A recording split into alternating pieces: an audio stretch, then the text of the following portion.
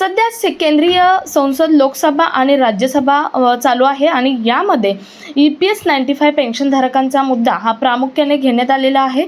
नेमका हा मुद्दा काय आहे याचं एक प्रपत्र जाहीर झालेलं आहे। या प्रपत्रात नेमकं काय म्हटलेलं आहे, संसद यांनी प्रश्न काय विचारला किंवा त्याचं उत्तर श्रम मंत्र्यांकडून काय देण्यात आलं हेच आपण आजच्या व्हिडिओमधून पाहणार आहोत। त्यामुळे व्हिडिओ स्किप न करता शेवटपर्यंत पाहायचे। चॅनलवर नवीन आला असेल तर अशाच महत्त्वाच्या आणि गव्हर्नमेंटच्या नवीन अपडेटसाठी चॅनल सबस्क्राइब करून शेजारील बेल आयकॉन सुद्धा ऑन करून ठेवा, म्हणजे असेच महत्त्वाचे अपडेट तुमच्यापर्यंत रेग्युलर पोहोचत राहतील।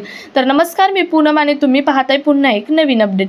तर बघा, भारत सरकार श्रम आणि रोजगार मंत्रालयाकडून लोकसभेतून हे प्रपत्र जाहीर करण्यात आलेले आहे। त्यामध्ये आंतरिक प्रश्न संख्या 191 हा प्रश्न विचारण्यात आलेला होता। सोमवार म्हणजेच 20 जुलै 2026ला हा प्रश्न विचारण्यात आलेला आहे। हा प्रश्न कोणी विचारला तर संसद श्री भाऊसाहेब राजाराम वांगचोरे यांनी हा प्रश्न विचारलेला आहे। प्रश्नामध्ये नेमके त्यांनी कोणते मुद्दे मांडलेले आहेत त्याचं पुढे उत्तर काय दिलेले पाहणारच आहोत। तत्पूर्वी नेमके प्रश्न कोणते मांडलेले आहेत हे पाहूयात, किंवा प्रामुख्याने कोणते मुद्दे मांडलेले आहेत हे पाहूयात। बघा, पहिलं तर म्हटलेलं आहे, काही श्रम मंत्री आणि रोजगार मंत्री यह बताने की कृपा करेगे क्या, म्हणजे मी जो प्रश्न विचारणार आहे तो सांगण्याची कृपा करतील का श्रम मंत्री, रोजगार मंत्री। क्या EPS 95 राष्ट्रीय संघर्ष समिति म्हणजेच NSC की महंगाई भत्ते की 7,500 रुपये प्रति माह न्यूनतम पेंशन की मांग दीर्घकालीन से लंबित है, और यदि हा तो तस्ता संबंध ब्यौरा क्या है, हा पहिला मुद्दा त्यांनी मांडलेला आहे। म्हणजेच तुम्ही बघितलं तर आत्ताचं जे राष्ट्रीय संघर्ष समिती आहे यांच्या वतीने प्रत्येक संसदेच्या निवासस्थान असतील किंवा कार्यालय असतील यांच्या घराला घेराव देऊन, निवासस्थान किंवा कार्यालयाला घेरावा देऊन प्रत्येकाला पर्सनली जे लेटर आहे ते लेटर मुद्द्यांसहित हे देण्यात आलेलं होतं। शिवाय मुद्देसुद्धा डिस्कशन करण्यात आलेले होते आणि त्याचाच एक परिणाम म्हणून प्रामुख्याने हा मुद्दा हा भाऊसाहेब वांगचोरे यांनी मांडलेला आहे। त्यानंतर दुसरा मुद्दा मांडलेला आहे की सरकार की राय यह है कि वर्तमान में मिल रही है 1,000 से 2,000 रुपये प्रति माह की पेंशन बुजुर्गों को, श्रमिकों को एक सम्मानजनक जीवन सुनिश्चित करने के लिए अपर्याप्त है, और यदि हाँ तो इसके कारण क्या है यह बताओ। हा सुद्धा प्रश्न विचारलेला आहे। त्यानंतर सरकार द्वारा इस संबंध में गठित विशेषज्ञ समितियों की सिफारिशों पर अब तक क्या कार्रवाई की गई है, हा पुढचा मुद्दा मांडण्यात आलेला आहे किंवा प्रश्न विचारलेला आहे। त्यानंतर क्या सरकार पेंशन में वृद्धि के लिए बजटीय सहायता या पेंशन निधि के पुनर्गठन पर विचार कर रही है, और लाखों बुजुर्गों पेंशन भोगियों से जुड़े इस मानवीय मुद्दे पर अंतिम निर्णय कब तक लिए जाए, हे होते मुद्दे मांडलेले। त्यानंतर बघा, श्रम और रोजगार मंत्री सुश्री शोभा करंदीजे यांनी नेमकं उत्तर यावरती काय दिलेलं आहे ते पाहणं सुद्धा गरजेचं आहे। तर बघा, कर्मचारी पेंशन योजना म्हणजेच EPS 1995 से अधीन न्यूनतम पेंशन को मौजूदा 1,000 रुपये प्रति माह से बढ़ाने के लिए ट्रेड यूनियनों और जनप्रतिनिधियों सहित विभिन्न हितधारकों से अभ्यावेदन प्राप्त हुए हैं। EPS 95 एक निश्चित अंशदान, निश्चित लाभ सामाजिक सुरक्षा योजना है।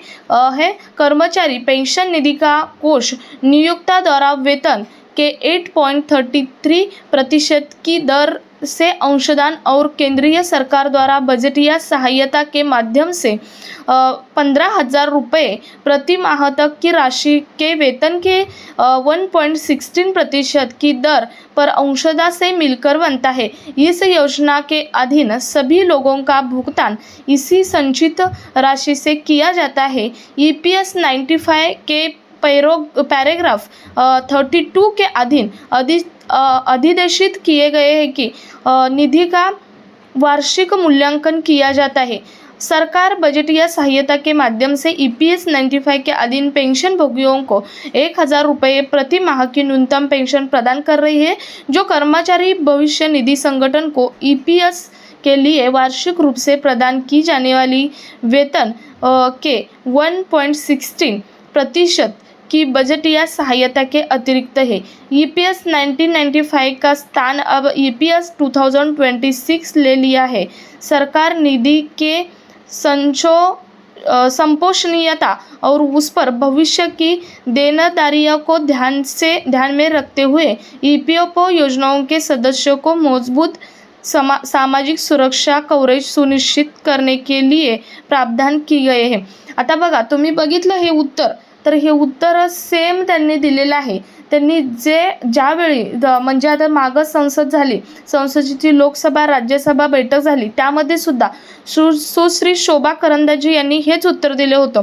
जेव्हा माननीय सुप्रियाताई सुळे असतील किंवा अनेक नेत्यांनी प्रश्न विचारले होते, तेव्हा सुद्धा त्यांनी हे एकच उत्तर दिलं होतं आणि आत्तासुद्धा एकच उत्तर दिलं जात आहे की यामध्ये 8.33% कर्मचाऱ्यांची जो भाग आहे तो घेतला जातो किंवा कंपनीकडून 1.16% दिला जातो आणि जे सॅलरी वेतन लिमिट आहे ते 15,000 आहे आणि त्यानुसार जे बजेट आहे ते बजेट जे दिलं जातं त्यानुसार ही 1,000 ते 2,000 पेन्शन इतकीच देता येते किंवा 1,000च पेन्शन देता येते, असं टाळाटाळीचं उत्तर हे यावेळी दिले आहे। शिवाय त्यांनी सर्व सांगून नंतर सांगितलेलं आहे की ईपीएस 1995 पेन्शन ही बदलून 2026 म्हणजे 2026 करण्यात आलेली आहे, हे त्यांनी शेवटी सांगितलेलं आहे। परंतु जरीही 2026 करण्यात आली असेल, म्हणजेच ईपीएस 2026 असं जरी या पेन्शन स्कीमचं नाव करण्यात आलं असेल तरी कोणत्याही प्रकारचा यामध्ये बदल केलेला दिसत नाही किंवा त्यांनी हेच सांगितलेलं आहे की या पेन्शनचं नावात बदल केल्यामुळे किंवा नाव बदलल्यामुळे आता यामध्ये कोणते बदल झाले आहेत, तर तुम्ही मागे एक राजपत्र आलं होतं, ते राजपत्र बघितलं असेल तर त्यामध्ये कोणतेही बदल झालेले नाहीत। त्यामध्ये फक्त एकच मुद्दा कंपल्सरी सांगितलेला आहे की ज्यांना 1,000पेक्षा कमी पेन्शन आहे अशा सर्व पेन्शनधारकांना 1,000 रुपये पेन्शन करण्यात येणार आहे आणि दिली जाणार आहे नवीन स्कीमनुसार, म्हणजेच ईपीएस 2026 ईपीएस 2026 नुसार सर्वांना कंपल्सरी 1,000 पेन्शन करण्यात आलेली आहे असं सांगण्यात आलं होतं। परंतु आत्तासुद्धा पहिला प्रश्न म्हणजे हा जो ईपीएस आता संसद चालू झाल्यापासून हा पहिलाच प्रश्न विचारण्यात आलेला आहे, तरीसुद्धा कोणत्याही प्रकारचं समाधानकारक उत्तर हे या प्रश्नाचं दिलेलं कुठंही दिसत नाही। सुश्री शोभा करंदीजी दरवेळे देतात तेच उत्तर, त्यांनी 2019चा डेटा कलेक्ट केलेला आहे, अजूनही त्यावरच अभ्यास करतात, त्यांनी कोणत्याही प्रकारचा दुसरा अभ्यास किंवा त्यामध्ये पुढच्या हालचालीसुद्धा केलेल्या दिसत नाहीत। तर अतिशय महत्त्वाचं हे प्रपत्र आहे, प्रत्येक ईपीएस 95 पेन्शनधारकांना माहीत असणं गरजेचं आहे। आता बरेच ईपीएस 95 पेन्शनधारक कमेंट्स करतात की फालतू सब्जेक्टकडून घेऊन व्हिडिओ बनवले जातात, काय ईपीएस पेन्शन वाढ नाही तर व्हिडिओ कशाला बनवता। परंतु ईपीएस 95 पेन्शनधारकांची येणारे प्रत्येक अपडेट माहीत असणं गरजेचं आहे। जेव्हा पेन्शन वाढेल तेव्हा आपल्या चॅनलवर पोस्ट केला जाईल व्हिडिओ, परंतु प्रत्येक अपडेट माहीत असणं गरजेचं आहे। त्यामुळे प्रत्येक वेळी जेव्हा काही अपडेट येते पेन्शनधारकांसंदर्भात तेव्हा ती आपल्या चॅनलवर पोस्ट केली जाते, मग ती पॉझिटिव्ह असो किंवा निगेटिव्ह असो। तर अतिशय महत्त्वाची ही अपडेट आहे। जास्तीत जास्त ईपीएस 95 पेन्शनधारकांपर्यंत शेअर करा। भेटूयात पुढच्या एका नवीन अपडेटसोबत, तोपर्यंत धन्यवाद।